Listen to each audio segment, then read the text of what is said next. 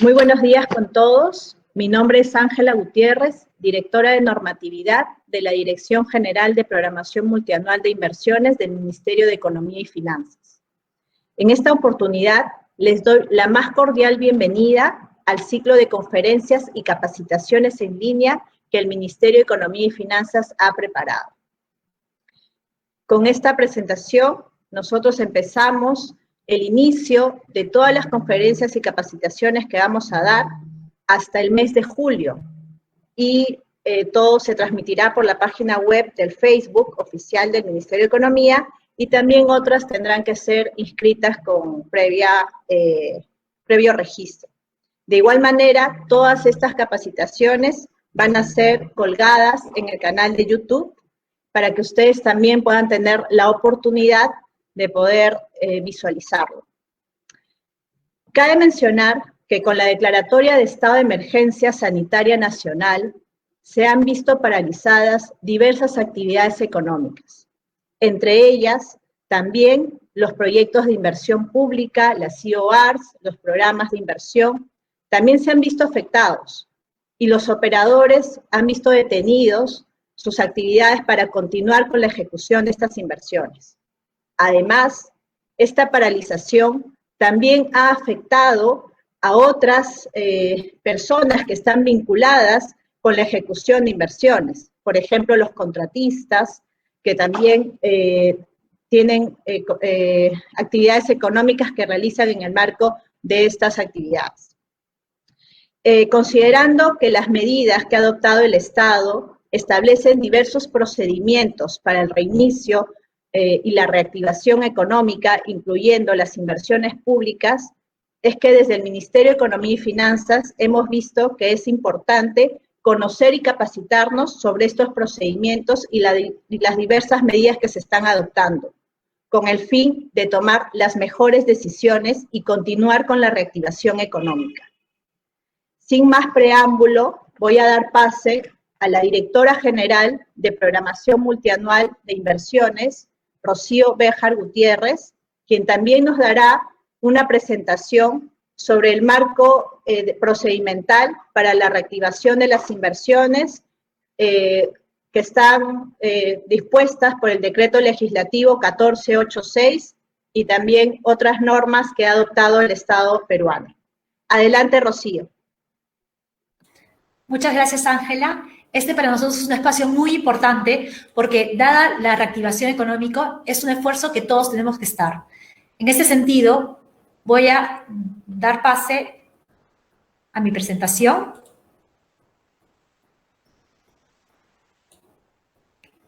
A ver.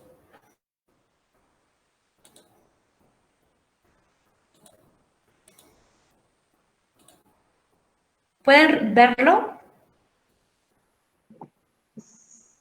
¿Se puede visualizar? Está cargando en estos momentos. Me avisas para iniciar. Bueno, sí, pero todavía... Igual puedo ir comentando. A ver, la inversión pública en nuestro país más o menos representa el 5% del PBI nacional. En este sentido, es muy importante ahorita en la reactivación. ¿Ya se puede ver, Ángela? No, todavía no. ¿Pero está cargando? Sí, o sea, sale como cargando. Un momento, por favor.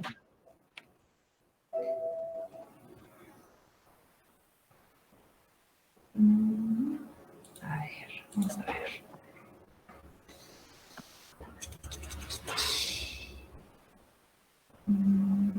No quiere...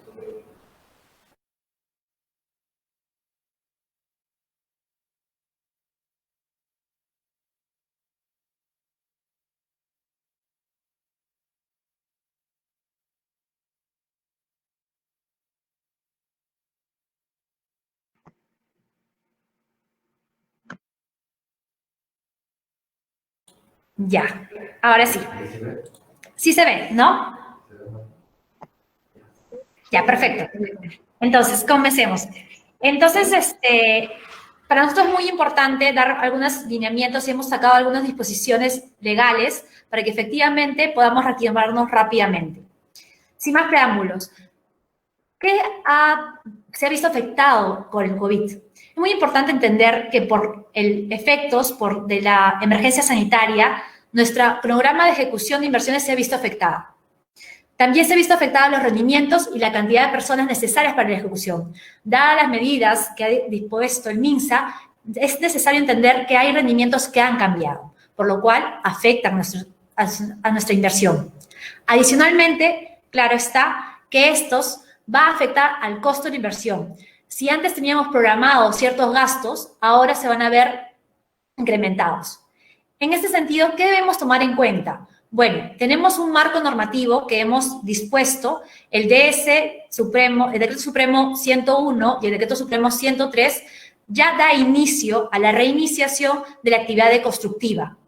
Adicionalmente, tenemos el Decreto Legislativo 1486, que da disposiciones para justamente cómo hacer las incorporaciones de los mayores gastos y también cómo hacer los acuerdos con el contratista para el reinicio. Adicionalmente, y por eso está Patricia, después que va a hacer una breve presentación, se dispone la directiva número 105 con respecto a las medidas ya procedimentales de cómo hacer esa solicitud de ampliación de plazo. Hemos también dispuesto documentos técnicos. El día de ayer hemos sacado un primer documento de trabajo, que son criterios técnicos para el registro de las modificaciones para los expedientes técnicos. Adicionalmente, tenemos un equipo de asistencia técnica, los especialistas técnicos que están en los gobiernos regionales y un equipo más de 60 personas que está en las regiones, en la cual también pueden ustedes solicitar consultas con respecto a la reactivación. Además, hemos iniciado estas conferencias virtuales en la cual también les daremos ejemplos y casuísticas de cómo o qué deben considerar para la reactivación de las inversiones. Finalmente, vamos a poner y hemos dispuesto también en la página web una caja de herramientas para que ustedes fácilmente puedan hacer un seguimiento, también tengan solución de preguntas y obviamente también puedan ver, hay infografía y presentaciones para que ustedes puedan entender cuál es el marco normativo y qué pasos seguir para poder reactivar. Algo que hay que entender es cómo afecta el COVID al cronograma y al costo de ejecución. Entonces, vamos a graficarlo en 3 momentos. Hay un primer momento desde el 16 de marzo hasta el inicio de adecuaciones o aprobación de plazo, en el cual son un número de días. Esos gastos por la priorización es lo que ha afectado inicialmente, que lo denominaremos un número de X días. Para los casos de los cuales ya han sido levantados con el DS-101, que es la mayoría casi a nivel nacional, solamente las zonas urbanas de las zonas críticas del COVID no todavía han iniciado la actividad de construcción, pero todos los demás sí. Después hay una etapa de adecuaciones. Y esto es muy importante porque, dadas las disposiciones sanitarias, sí es importante entender que nuestras inversiones van a necesitar que se adecúen ciertos ambientes de trabajo y también hay una removilización de personal y equipo. Eso es una cantidad de días que es importante, que es una primera etapa para el reinicio. Y después ya viene el reinicio de ejecución de obra. Acá es importante entender que ya el cronograma tenía antes una cantidad de días, por ejemplo, 70 días. Y obviamente por el rendimiento ha cambiado una Z cantidad de días. Y por eso le ponemos Z porque lo que se tiene que calcular es justamente cómo ha cambiado o cómo ha variado dada la obra bajo medidas COVID. Entonces, las modificaciones de las inversiones, ¿qué van a incluir? Van a incluir un nuevo plazo de ejecución. Entonces, tenemos que incorporar en la sumatoria de X, Y y Z días al cronograma inicial. Tenemos también que incorporar los gastos y costos realizados por efectos de paralización de obra. Tenemos que considerar también los gastos y los costos estimados relacionados a las adecuaciones del periodo Y y también vamos a tener que incorporar los gastos y costos relacionados a la ejecución bajo las medidas COVID, dado que los rendimientos van a cambiar. Mejor dicho, han cambiado. Entonces, en ese sentido, ¿cuáles son las disposiciones o cuáles son los beneficios que nosotros hemos incorporado en la segunda disposición complementaria en el DL 1486? En primer lugar, hay una posibilidad de reconocimiento de gastos y costos debido a efectos del COVID. Es decir, X, Y y Z, estos cambios van a poder ser justamente reconocidos. Después, hay un tema de ampliación directa de plazos de supervisión y reconocimiento de costos del supervisor, dado que obviamente el supervisor también se va a ver afectado por estas medidas. Adicionalmente, lo que sí muy importante es que sí hemos considerado una reducción de plazos a las modificaciones contractuales. Ya no existen las adendas. Hemos hecho un procedimiento mucho más express para que ya se pueda abrir o se pueda reiniciar las obras por contrata y no se requiera una adenda, simplemente con la aprobación de los documentos, que las solicitudes que nos solicita el contratista, ya con eso es una modificación contractual. Y también muy importante, que también lo hemos incorporado, es que hay una posibilidad de entrega de adelantos directos y adelantos de materiales para poder dar un poco de liquidez al contratista. Algo que es importante también entender es que el procedimiento administrativo para el reinicio es en dos fases. Una primera etapa que es que la entidad se tiene que pronunciar sobre la ampliación excepcional de plazo. Y la segunda etapa es ya la cuantificación y reconocimiento de costos. Aquí un poco más lo vamos a explayar. Entonces, en la primera etapa vamos a ver la ampliación excepcional de plazo. ¿Qué significa? Una vez que ya se haya culminado la paralización, en este caso, en la mayoría de casi todas las regiones y todas las ciudades, ya a partir del DS-101 se autoriza el reinicio de la actividad constructiva. Es muy importante entender que la empresa jurídica es el que registra en el SISCOBID su plan de salud y su plan de justamente de la emergencia para poder reiniciar sus actividades. El contratista va a tener 15 días para presentar la ampliación excepcional de plazo. Una de las cosas que nosotros estamos, y te lo permite la norma, es que puede haber un acta de acuerdo para el inicio de la adecuación. Puede ser antes de los 15 días, puede ser después de los 15 días. Este acta es un acuerdo entre ambas partes. Lo que sí es importante entender es que una vez ingresado la solicitud, que tiene como máximo 15 días, la entidad tiene 15 días más para ya aprobar. Y ahí Patricia les va a poner un poco más el detalle qué es lo que tiene que presentar el contratista. ¿Cómo afecta esta ampliación al contrato de supervisor? Bueno, el contrato de supervisor, dada que una vez se apruebe la ampliación del contrato madre, entonces automáticamente ya el plazo de supervisión también se va a ver afectado. Entonces existe un nuevo plazo para el supervisor. Y también se va a poder reconocer los gastos generales y los costos de paralización, obviamente también del supervisor. El supervisor, ¿qué tiene que hacer? Una vez que la entidad apruebe la ampliación excepcional de plazo, entonces el supervisor tiene 10 días para presentar la cuantificación de costos. Y la entidad tiene 10 días más para aprobar. Vamos a la segunda etapa. Ya, la segunda etapa es la cuantificación de costos del ejecutor de obra. Acá es muy importante entender. Una vez que se aprueba la ampliación excepcional de plazo, el contratista tiene hasta 30 días para presentar la cuantificación del costo de obra. Y obviamente tiene la empresa que revisar la información y tiene hasta 15 días para aprobar la cuantificación, lo cual obviamente esto ya afecta el contrato. Algo que también nos permite el DL 1486, lo que les comentaba, es la posibilidad de una solicitud de adelanto. Entonces, acá es muy importante entender, si el contratista ya pidió adelanto directo, entonces puede solicitar 5% más del monto original. Si no recibió ningún adelanto, entonces puede pedir hasta el 15% del monto original del contrato. Con respecto a la adquisición de materiales, si el contratista ya recibió adelanto, se incrementa hasta un 5% del monto original, puede solicitarlo. Y si no recibió adelanto de material, tiene hasta el 25% de solicitud del monto original del contrato. Es muy importante saber que para esa solicitud siempre el ejecutor de obra, el contratista, debe presentar su respectiva garantía o carta fianza para la solicitud. ¿Cuánto puede hacer? Una vez aprobada la ampliación excepcional, tiene hasta 8 días para presentar esta solicitud de adelanto.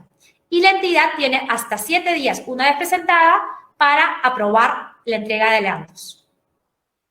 Veamos un ejemplo. Veamos, esto obviamente es un ejemplo de una zona no considerada en las zonas críticas, por ejemplo, puede ser en la zona de Cusco. Entonces, si el 4 de junio ya reinició la actividad de construcción, entonces el contratista tiene hasta el 19 para solicitar la ampliación de plazo. Sin embargo, el contratista puede realizar entre ese lapso, puede registrar el registro en el Siscobit. Esto es muy importante entender. Es la entidad, la empresa, la que registra en el Siscobit. Ambas partes decidieron firmar un acuerdo para el inicio de la adecuación.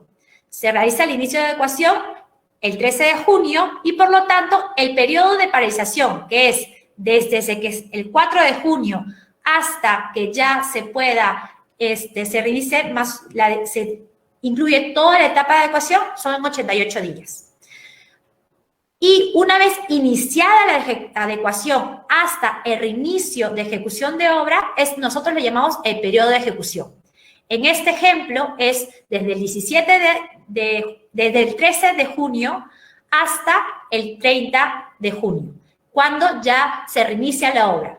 Cuando se reinicia la obra es cuando efectivamente ya la entidad ha dado por aprobada la ampliación de plazo. Y esto se efectuó, en este ejemplo, el 28 de junio. ¿Qué hace el supervisor? El supervisor tiene hasta, como habíamos comentado, una cantidad de días para presentar. En este caso presentó el 1 de julio pero sobre todo presenta ¿qué? Presenta los costos de supervisión. No presenta la ampliación, porque la ampliación ya automáticamente se dio. Y la entidad tiene hasta el 11 de julio para aprobar.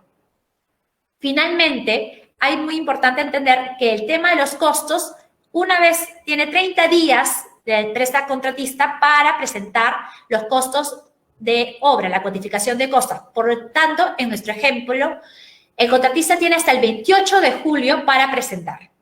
Y finalmente, la entidad tiene hasta el 12 para aprobar ya los costos. Este es un ejemplo y vamos a ver un poco de cuál es el impacto y qué criterios hay que considerar justamente en el impacto de las inversiones. Veamos. Entonces, tenemos los costos de días paralizados. Entonces, ¿qué tipo de conceptos se puede considerar?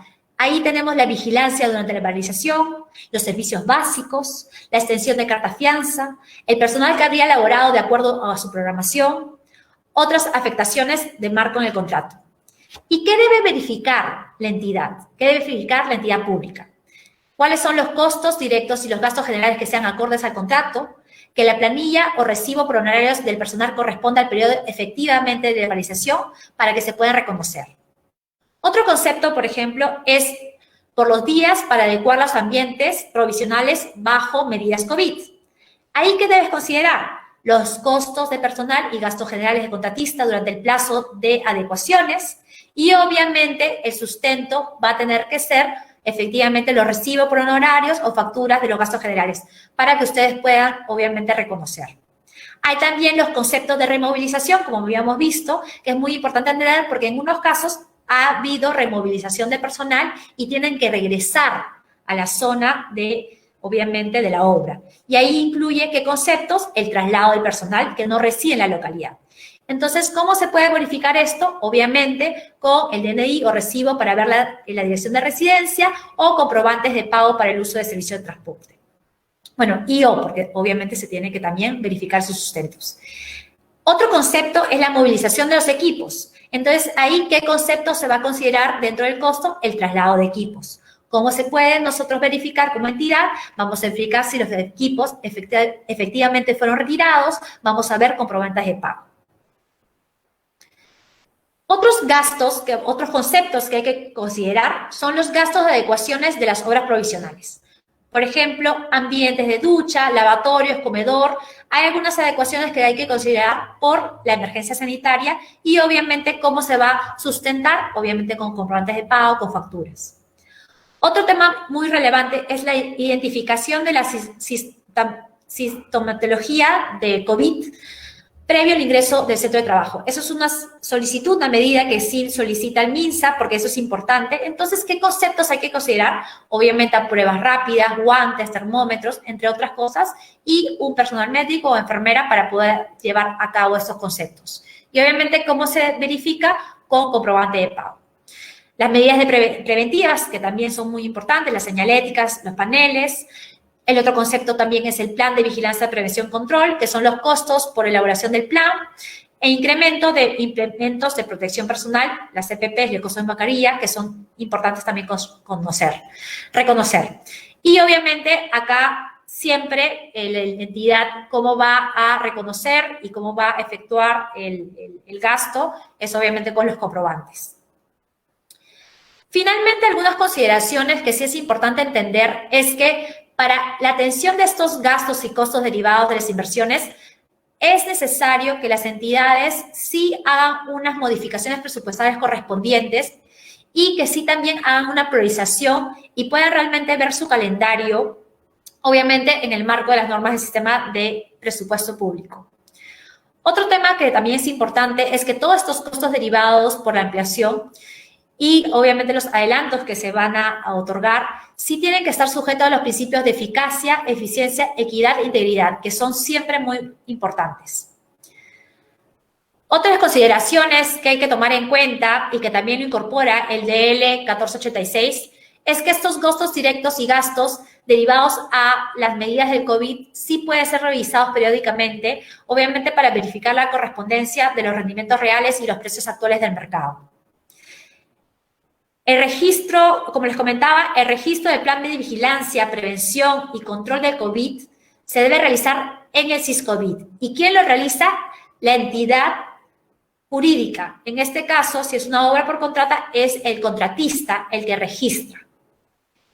Y finalmente, algo que es muy importante entender, que las presentaciones sí se deben poder hacer o tratar de que sea no solamente que puede ser optativa, puede ser física o virtual. Y esto es a elección de las partes. Dada la situación que tenemos, sí es importante buscar la manera en cómo agilizar esto y quisiéramos también indicarles que si tienen alguna otra duda y un poco este es el inicio también de diferentes reuniones que vamos a tener, ustedes pueden hacer las dudas, las consultas generales en nuestro inbox que tenemos invierte.pe@mes.gov.pe. También tenemos un acceso ya de base de preguntas frecuentes, en la cual estamos incorporando periódicamente las preguntas para poder absolverlas y tener un repositorio de preguntas frecuentes para que rápidamente ustedes puedan acceder. También tenemos la asistencia técnica personalizada y ahí ustedes pueden solicitar una reunión virtual justamente con nuestro equipo para que puedan ver ya un caso específico y puedan orientarlo. Y finalmente, con respecto a la atención de consultas de la OCE, sí pueden también enviar sus consultas a consultas@oce.gov.pe. Muchas gracias y dejo el pase a Ángela para que continúe con esta conferencia. Muchas gracias, Rocío, por el detalle que nos has expuesto. De hecho, para los operadores es muy importante entender cómo podemos operativizar el decreto legislativo 1486 en cuanto al procedimiento de ampliación excepcional de plazo y también qué costos debemos nosotros a considerar en cuanto a los gastos y reconocimiento de otros costos que son importantes en esta declaratoria de estado de emergencia nacional. Ahora nos corresponde dar pase a Patricia Seminario. Ella es directora técnico-normativa del organismo supervisor de las contrataciones del Estado, quien también nos hará una presentación sobre los aspectos que aborda la Directiva 005-2020 OCE sobre los alcances y disposiciones para la reactivación de las obras públicas y contratos de supervisión, que también están en el marco de la segunda disposición complementaria transitoria del Decreto Legislativo 1486. Bienvenida, Patricia, y te damos pase, por favor, para tu presentación. Muy buenos días con todos. Muchas gracias por la invitación a OCE para participar en esta primera conferencia virtual del MEF. A continuación, voy a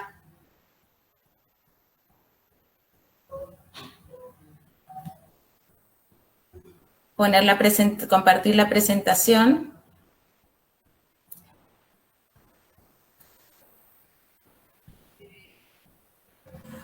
Como ustedes saben, el decreto legislativo 1486 estableció que el OCE debía emitir la directiva para operativizar las medidas dispuestas en el decreto legislativo. En esa medida, el encargo que se nos dio era poder establecer los procedimientos y la forma como debía proceder tanto contratista como la entidad para efectos de que se pueda de una manera ágil y más célere poder tener cuanto antes reactivadas las obras públicas, ¿no? O los contratos de obra pública. En ese sentido, el 1486 establecía una figura excepcional de ampliación de plazo, un procedimiento, digamos, especial, distinto al que está regido, regulado en la ley de contrataciones o en reglamento de la ley. En ese sentido, establece que las entidades, los contratistas tienen que presentar en un plazo de 15 días su solicitud de ampliación excepcional de plazo. El decreto legislativo y la directiva establecían los momentos que era cuando cese la emergencia nacional, la inmovilización o cuando se disponga ya la reactivación de las actividades, ¿no? Según los órganos competentes o los sectores competentes. En este caso, lo que ha sido emitido en las últimas semanas es el decreto Supremo 101-2020 PCM. Y ese es el que ya expresamente señala que para efectos del cómputo del plazo establecido en el 14 de junio el 5 de junio pasado, ¿no? Eso es un tema importante a tener en cuenta. ¿Y qué se presenta en esta, como documentación, que se acompaña a esta solicitud de ampliación excepcional de plazo? El mismo 1486 detalló cuáles son cuál es esa documentación.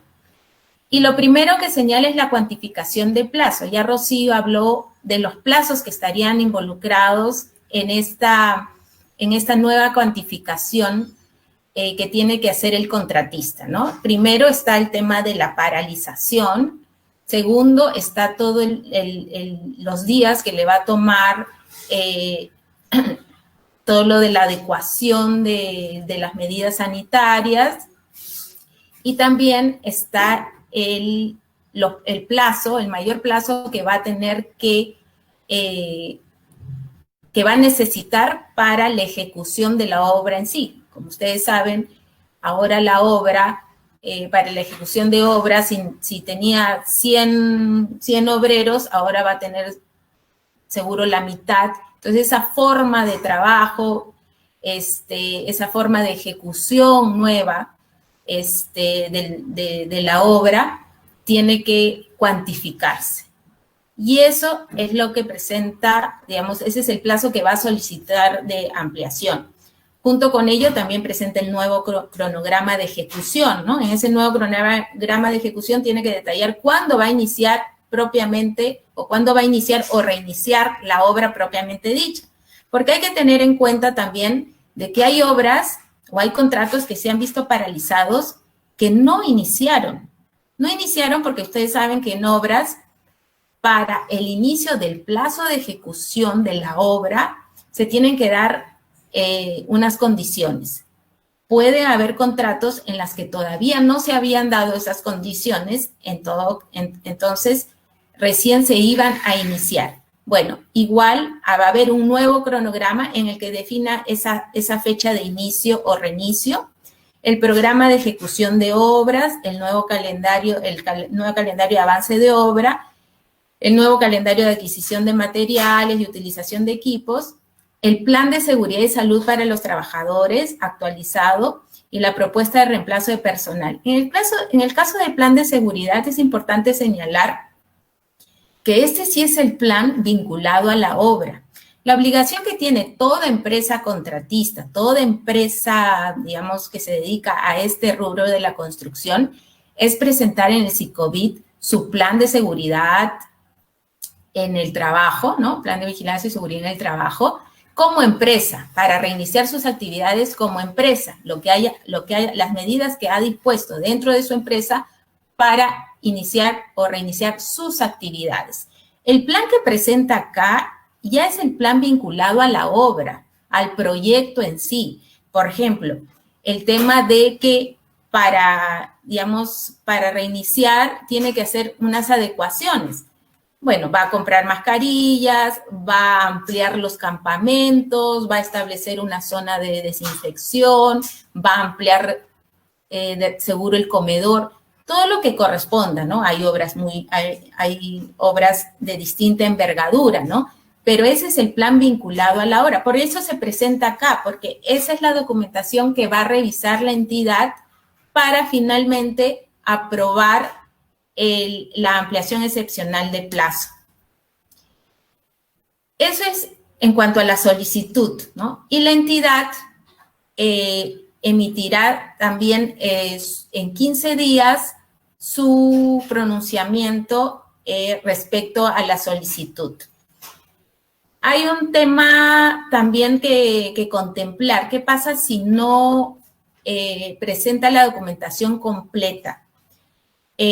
Lo que hace la entidad en este caso es observar y darle 2 días para subsanarlo, ¿no? De una u otra manera, ya está en manos del contratista subsanarlo lo más pronto posible, ¿no? No hay, digamos, posibilidad de declarar improcedente esa solicitud. La idea para todos, o el objeto para todos, tanto para el contratista como para la entidad, es que el contrato continúe y que la obra, que es lo más importante, se pueda concluir en el menor tiempo posible. Entonces, la idea y el objetivo de esta norma es que se reactive la ejecución de la misma, ¿no? En la siguiente diapositiva, ya mencionamos sobre la evaluación. Cabe señalar también que la entidad, en la presentación de la solicitud, también va a presentar los costos y gastos en los que se haya incurrido. Y esos son para los que se ha incurrido durante la paralización o por la paralización, y también los que se generen para la implementación de las adecuaciones o de la implementación de las medidas sanitarias, y también para la movilización del personal y equipo. Entonces, hay que tener claro que habrán 2 momentos, ya Rocío algo lo explicó en su presentación, que para la ampliación de plazo sí se van a presentar el reconocimiento de costos y gastos. Los generados por la paralización, porque eso ya el contratista los conoce, y los que le va a generar la implementación. Y esos son los que la entidad va a evaluar para efectos también de la aprobación de la ampliación excepcional de plazo. La evaluación que tiene a cargo la entidad es verificar si el plazo que le está pidiendo de ampliación la entidad responde, ¿no? Digamos, a la situación, se ha considerado o se está solicitando los días que corresponde, y también el tema de las medidas que va a implementar y los costos y gastos que todo ello demande. La entidad va a tener que resolver en el plazo que le da la norma, porque también la norma ha señalado que si no resuelve en el plazo, se dará por aprobado conforme lo solicitado por el contratista. Entonces, ahí hay, digamos, que trabajar de manera rápida con la evaluación. El tema también importante es que, ¿qué pasa si hay algo respecto a lo solicitado por el contratista, respecto a lo que la entidad no esté de acuerdo? Hay posibilidad de discrepar. Por eso es importante que en el pronunciamiento de la entidad se establezca claramente en lo que no esté de acuerdo, es decir, las razones y los fundamentos por los cuales discrepa en algún punto, ya sea respecto al plazo o ya sea también respecto a los costos o gastos que le haya presentado para reconocimiento. ¿Por qué? Porque eso es importante a fin que el contratista sepa en lo que le está discrepando la entidad. Posiblemente el contratista al momento de su solicitud haya cometido un error y digamos, acepte que la entidad no le reconozca determinado costo o gasto o determinados días. Entonces, no va, digamos, no va a surgir una controversia. No obstante, si el contratista sienta que su solicitud sí está bien planteada, puede o queda, queda la posibilidad de que él vaya a una controversia por la discrepancia. Pero la modificación del contrato se da. La modificación del contrato se da con lo que la entidad apruebe, ¿no? Esto para no detener nada de este proceso. Es decir, que se aprobará provisionalmente en los términos planteados por la entidad. Hay que tener en cuenta también un tema adicional. Nosotros hemos dicho, acabamos de comentar que con la ampliación excepcional de plazo presenta algunos costos y gastos, los vinculados a la paralización y los vinculados a la adecuación de medidas sanitarias. Pero ¿cómo quedan otros gastos y costos que ya son propios de la ejecución de obra con las nuevas medidas sanitarias? Eso sí se ha dejado para una segunda oportunidad una vez aprobada la solicitud de ampliación de plazo, porque la cuantificación de esto sí va a ser un poco, le va a tomar más tiempo al contratista, ¿no? Porque tiene que hacer estimaciones por cada una, estimaciones del rendimiento de cada una de las partidas. Por eso se ha establecido que esos costos y gastos los pueda requerir o pida o solicite su reconocimiento 30 días calendario luego de aprobada la solicitud de ampliación excepcional de plazo. Y bueno, y esto también estará sujeto a una revisión de la entidad. La entidad tiene 15 días para pronunciarse y de la misma manera que en la anterior oportunidad, también se señala que la entidad evaluando puede estar de acuerdo con lo presentado, con lo que se le ha presentado y se da por modificado el contrato en esos términos, pero si hay alguna discrepancia, tiene que sustentar el por qué discrepa en algún punto para que el contratista también evalúe si eso, bueno, es correcto, tuvo un error, o si él insiste en pedir ese reconocimiento, podrá llevarlo a una controversia solo por la parte que discrepa, porque lo que no, provisionalmente, la norma ha establecido que se modifica el contrato en los términos planteados o aprobados por la entidad, ¿no? Entonces, sigue, digamos, el procedimiento, sigue ya el tema de reconocimiento, pero solo en lo que no haya discrepancia. En todo esto de la aprobación es importante también señalar que, como se dijo, la aprobación ya es lo que genera la modificación del contrato. No hay que hacer adendas adicionales o digamos, como ustedes saben, cualquier modificación de contrato siempre se genera una adenda. Ya con estas aprobaciones ya se da por modificado el contrato.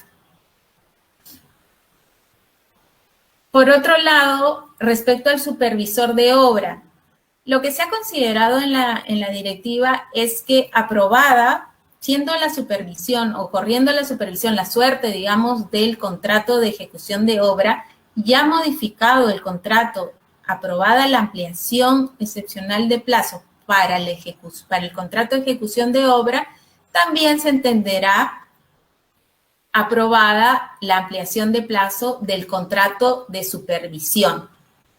Más bien, lo que sí queda a cargo del supervisor, entendemos que el supervisor no tiene que solicitar la ampliación excepcional de plazo, sí queda a cargo de él solicitar el reconocimiento de los gastos generales y costos por las mismas razones para la ejecución de obra, ¿no? Para lo del contrato de ejecución de obra, los que haya generado por la paralización y también por la implementación de medidas COVID.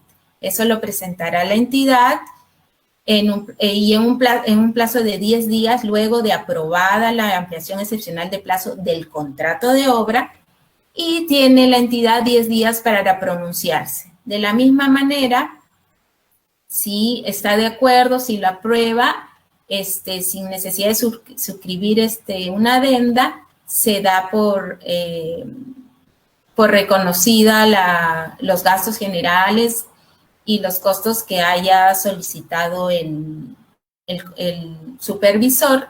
Si hay alguna discrepancia, igualmente se modificará el contrato en los términos que la entidad haya aprobado, y lo que se discrepa podrá ir a el supervisor o la empresa supervisora tiene expedito su derecho para ir a una controversia, ¿no? A un arbitraje. Otro tema importante señalar acá, y era una de las dudas al inicio, es si son adicionales. En ningún caso, ni para el contrato de ejecución de obra se consideran adicionales de obra, ni para el caso de supervisión, adicionales de supervisión. También el 1486 dio la posibilidad de adelantos. De esto ya habló Rosy en su momento. Hay un plazo para su solicitud, en los directos 8 días de aprobada la ampliación excepcional de plazo, y las de materiales e insumos ya corresponderá al cronograma de adquisición de materiales que haya presentado y que haya aprobado la entidad. Y tiene la entidad un plazo de 7 días calendarios para su aprobación o su entrega, ¿no? Para entregarlos. En el 1486 también hay una mención a las modificaciones contractuales. ¿Y esto por qué se da? Si bien las iniciales para el reinicio ya se dan aprobadas con la aprobación excepcional de plazo, porque ahí hay un plan de seguridad y se establece qué es lo que va a adecuar y qué tiene que implementar para la ejecución de obra, también puede darse, como esto es un poco cambiante, puede darse que luego de aprobada la ampliación excepcional de plazo, los sectores competentes aprueben nuevas medidas u otras medidas sanitarias que se deban implementar. Esas se incorporarán a los contratos o se aprobarán mediante modificación lo que se llama modificación de contrato o modificación convencional, porque es por un hecho sobreviniente. Y también hay un tema respecto a una revisión periódica, ¿no? Como todo esto es nuevo, no hay estadísticas, no hay antecedentes sobre estimaciones de nuevos rendimientos con estas condiciones de trabajo. La directiva ha dado la posibilidad de periódicamente revisar lo aprobado, ¿no? Entonces, es muy posible que más adelante, cuando ya estén en ejecución de obra, pueda hacerse esa revisión periódica. Y eso es el único objetivo de esto es que ambas partes puedan estar atentos a cómo van ejecutándose, ¿no? Puede ser que esos cálculos, esas estimaciones, digamos, no estén, digamos, agilizando la ejecución, las estimaciones de rendimiento sean menores, etcétera. Entonces, hay una posibilidad de revisar. Y si hay que hacer ajustes y si hay otros costos, se aprobarán mediante modificación contractual, ¿no?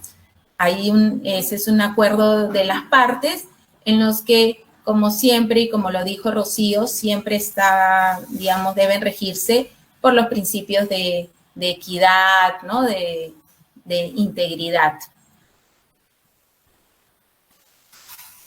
Bueno, eso es todo por mi parte. Lo que sí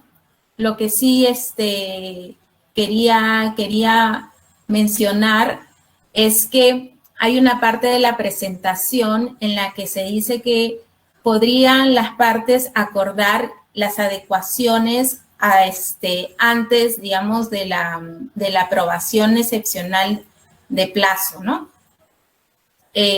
Ello va a depender mucho efectivamente del acuerdo entre las partes, ¿no?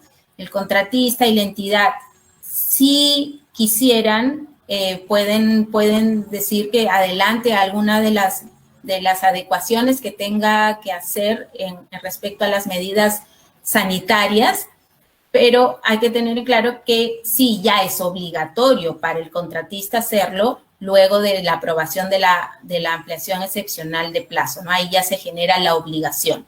Lo otro ya es si hay un acuerdo entre las partes para ello. Eso sería todo. Gracias. Les paso con Ángela. Muchas gracias, Patricia. Es muy importante para los operadores conocer las implicancias contractuales de lo que significa aplicar el decreto legislativo 1486 y también la respectiva directiva que ha sido emitida por el OCE con respecto a este tema. Ahora vamos a pasar al bloque de preguntas. Sabemos que hay muchas preguntas por parte de los usuarios y de las personas que nos están viendo en estos momentos. Tenemos algunas ya seleccionadas y todas las demás, nosotros tenemos un banco de preguntas que estamos actualizando permanentemente. No se preocupen que allí también las vamos a colocar para que ustedes tengan a la mano las herramientas y la información necesaria para que puedan aplicar todos estos procedimientos. Vamos a pasar a la primera pregunta y esta está relacionada al tema de reactivación de inversiones. Por favor, Rocío. La pregunta es, ¿existe algún orden de prioridad para iniciar los proyectos de inversión pública? ¿Pueden reiniciar sus obras todas las unidades ejecutoras y los proyectos de todos los sectores? Te doy el pase, por favor, Rocío. Gracias, Ángela. Es muy importante entender que a partir del DS 101, declarado por PCM, ya que aprueba la fase 2, ya reinicia la actividad de construcción a nivel casi de todas las regiones. Solamente en el caso de las zonas urbanas de los departamentos de Tumbes, Piura, Lambayeque, La Libertad, Loreto, Ucayali Ica y las provincias de Santa, Guarmey y Casma del departamento de Ancash, estas darán inicio a la actividad cuando el sector correspondiente lo determine. En el caso de proyectos de inversión pública, por ejemplo, Vivienda ya dio el pase para que se reinicie en estas zonas. Y es así que todos los sectores también deberían comenzar a pronunciarse para que puedan reiniciar las inversiones públicas en esas zonas urbanas. Entonces, en ese sentido, no hay una prioridad para que las entidades de los 3 niveles de regiones reanuden en las otras zonas. Va a depender mucho de los usuarios y los operadores para que ya reinicien y puedan avanzar con las gestiones. Sabemos que una de las preocupaciones que están teniendo es el tema presupuestal. Es muy importante entender que ahorita lo que tienen que trabajar es justamente para mapear cuánto va a ser esas modificaciones, esos incrementos. Y evaluar, obviamente, cuáles son la prioridad que vamos a comenzar a iniciar. Claramente, los proyectos que están por finalizar o los proyectos que están en plena ejecución son los que más nos deberían importar para que puedan reiniciar rápidamente. Tenemos también un grupo de proyectos que realmente van a tener que todavía no se han iniciado, que todavía no hay contrato y obviamente se tienen que adecuar los expedientes porque hay una nueva convivencia también en inversión pública. Entonces, finalmente, para volver a repetir, ¿cuál es la orden de prioridad? No hay una orden de prioridad en esas zonas urbanas. Va a depender de los operadores, de los titulares y obviamente de todo el trabajo que hagamos en conjunto para poder reiniciar todos en bloque. Gracias. Muchas gracias, Rocío. Esta pregunta va para Patricia Seminario porque está relacionada al tema de contrataciones. Patricia, nos están consultando, ¿cómo se computan los plazos de la ampliación de plazo excepcional? ¿Prevalece el acuerdo previo entre la entidad y el contratista para definir la fecha de reinicio o la fecha de aprobación de la ampliación de plazo? Te doy el pase, por favor, Patricia. Gracias. Bueno, la norma, justo el 1486 también ha establecido que se aplica a aquellos contratos en los que, por ejemplo, había una suspensión ya acordada. Porque de una u otra manera hay una suspensión y ahí se habría dispuesto. Es el caso, por ejemplo, de las lluvias. Había un caso en que habían suspendido el contrato, es un acuerdo de suspensión de ejecución por las lluvias hasta el 31 de marzo.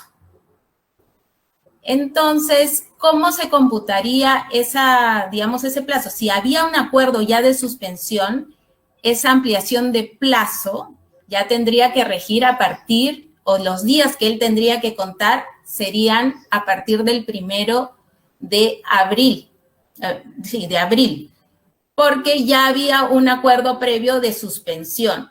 Entonces, su ampliación de plazo va a ser a partir del 1 de abril y cuenta, ¿no?, todo el tema de la cuarentena que ha sido hasta los días que ya ha podido, ya pueden reiniciar, ¿no? Entonces, ese va a ser los días que él va a tener que cuantificar. Por eso hay que tener claro qué es lo que había previamente para no cuantificarlo, porque ahí ya había una fecha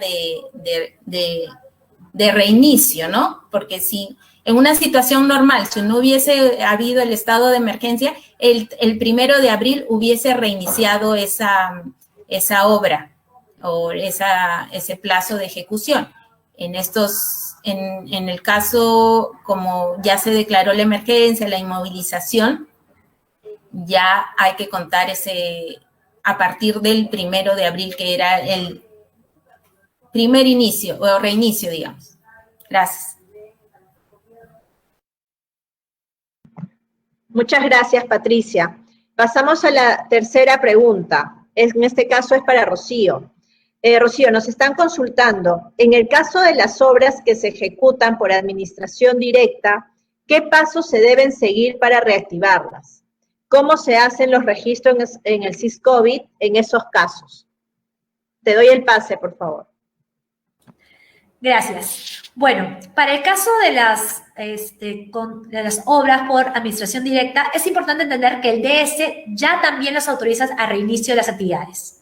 Pero en este caso, dado que no hay una empresa jurídica, un contrato de por medio, el que tiene que realizar la incorporación en el SISCOBIT es la autoridad máxima o a quien delegue dicha facultad. Y esto es el que reingresa el plan de vigilancia en el SISCOBIT.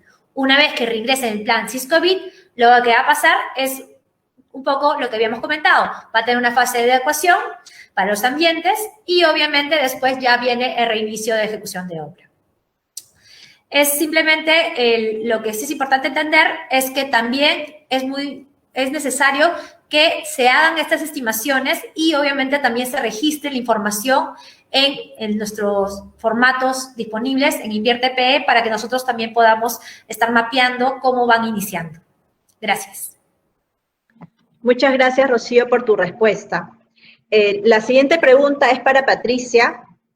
Patricia, nos están consultando. ¿Existe un límite para la aprobación de adicionales de obra por mayores costos directos y costos generales? ¿Qué criterios se deben considerar? Te doy el pase, Patricia.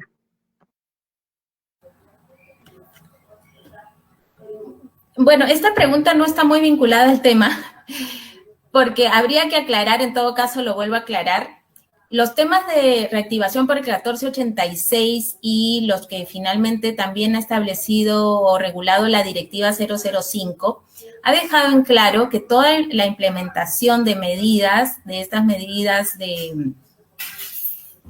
sanitarias, no son adicionales, ni de obra por un lado, ni de supervisión por otro.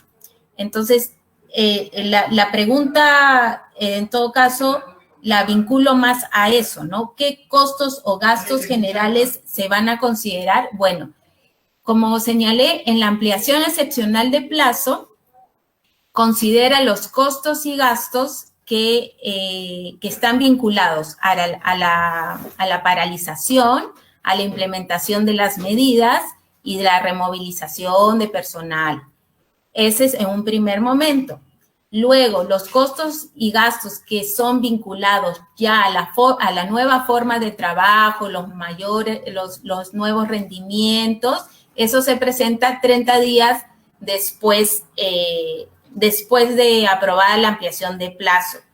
En la presentación de Rocío hubo algunos ejemplos, ¿no? Algunas listas de los costos y gastos que se pueden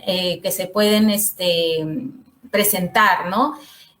En verdad la casuística es bastante grande porque todo va a depender de cada expediente técnico, de cada obra en particular, ¿no? Ese es, digamos, algunos de los que ha nombrado Rocío en su presentación, son algunos, ¿no? Pero obviamente van a estar vinculados a lo que se haya contemplado en el expediente técnico por lo que respecta a la obra en sí, y otros los vinculados a la paralización y a la implementación de las medidas sanitarias. Gracias, Patricia, por tu respuesta. La siguiente pregunta es para Rocío, por favor, y dice así: ¿quién debe hacer el registro y la aprobación del plan en el SISCOBIT? ¿El plan de vigilancia será implementado por cada inversión o será de cumplimiento general aquel aprobado por la entidad mediante el Comité de Seguridad y Salud en el Trabajo? Te doy el pase, Rocío. Acá es muy importante entender que el DS-101 justamente ligera el procedimiento. Es la empresa jurídica la que tiene que registrar su plan en el SISCOBIT, teniendo en cuenta, claro, los lineamientos para la vigilancia de la salud de los trabajadores con riesgo de exposición a COVID, aprobados por la Resolución Ministerial 239-2020 del MINSA, y obviamente sus posteriores adecuaciones, y así como el protocolo sectorial en caso corresponda. Es importante entender que este plan no tiene que ser aprobado para que reinicie.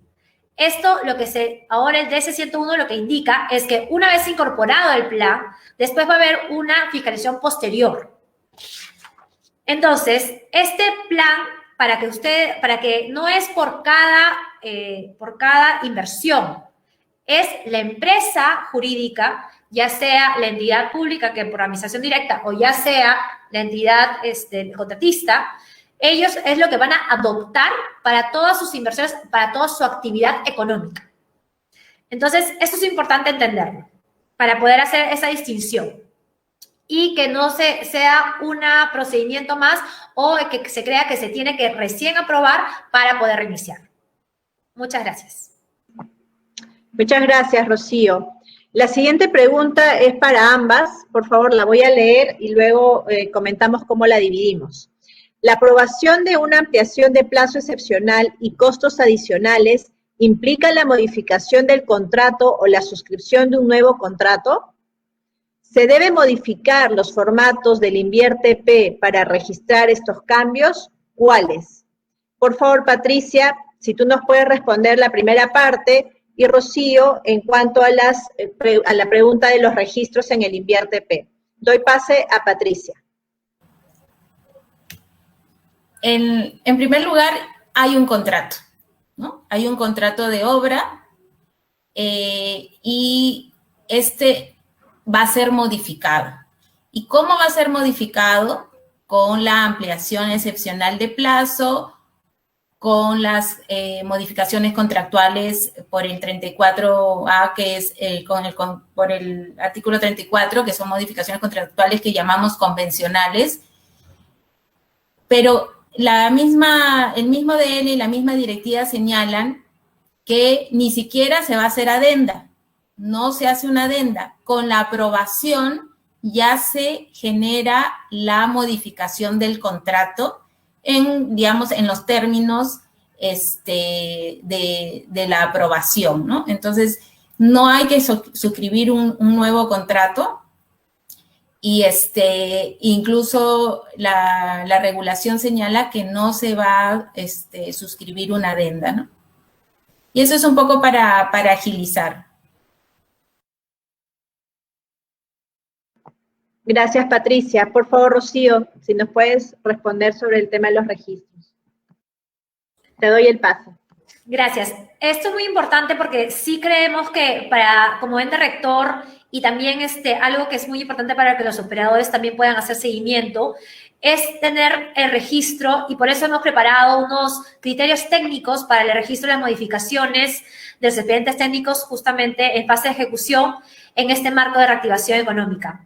Este documento lo van a poder visualizar en la página web y obviamente también tenemos a nuestros operadores en las regiones, como les comentaba, que les pueden hacer las consultas de cómo poder registrar esa información. Y esto es muy importante, que ustedes, ¿dónde tienen que registrar? Justamente en el formato 8A, 8B, 8C de corresponder. Y ahí pueden revisar, y es muy importante. Esto nos va a permitir también hacer un seguimiento de cómo están avanzando y cuánto está afectando para que también podamos evaluarlo a nivel como Ministerio de Economía y Finanzas. Muchas gracias. Gracias, Rocío. Tenemos una pregunta para Patricia, por favor, sobre los plazos. ¿Desde cuándo empiezan los tiempos para aprobar la ampliación de plazo excepcional en las zonas urbanas de alto riesgo de contagio? Si la entidad no notifica a los 15 días, ¿se da por consentido los cambios propuestos por el contratista? Esa es la consulta, Patricia. Te doy el pase, por favor. Gracias. Bueno, ahorita sí estamos, digamos, en dos escenarios, ¿no? Y creo que algo de eso también habló Rocío. Las actividades de construcción ya se han, digamos, reiniciado. Los temas de la obra pública también, ¿no? Con la reactivación, con la disposición expresa del 101, que ya empieza a computarse el plazo del inciso A del 1486, pero no podemos desconocer que hay zonas en las que va a tener digamos, zonas de riesgo en la que todavía no se va a poder hacer ese reinicio. Entonces, todo va a depender de la resolución, digamos, particular en la que se pueda disponer ese reinicio, ¿no? Entonces, eso sí creo que podría hacerse una comunicación, digamos, más precisa para sobre todo las zonas de riesgo.